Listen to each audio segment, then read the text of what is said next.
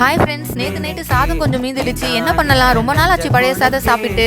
Okay, morning பழைய சாதம் சாப்பிட்லான்னு நைட்டு சாதத்தில் தண்ணி ஊற்றி வச்சுட்டேன். அப்படியே அந்த தண்ணி சாதத்தில் கொஞ்சம் வெங்காயமும் தயிரும் உப்பும் சேர்த்து நல்லா கரைச்சி சாப்பிட்லான்னு நல்லா கரைச்சிட்டேன்.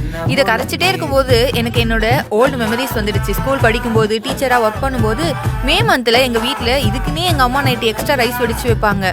நானும் டேடியும் இதை சாப்பிட்டு தான் வேலைக்கு போவோம். அட்லீஸ்ட் வீக்லி 2 days ஆச்சும் நாங்கள் இதை சாப்பிடாம இருந்ததில்லை. அப்போது தான் ஈட் பேலன்ஸ் ஆகி ஃப்ரீயாக இருக்கும் எங்களுக்கு.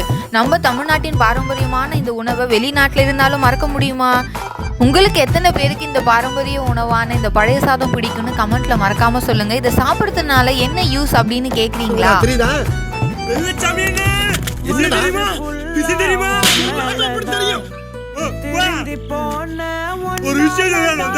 உடலுக்கு குளிர்ச்சி தரும். இதில் இருக்கிற நல்ல பாக்டீரியா டைஜஷனுக்கு உதவும். விட்டமின் பியும் அதிகமா இருக்கும். ஓகே, பாய் பாய்.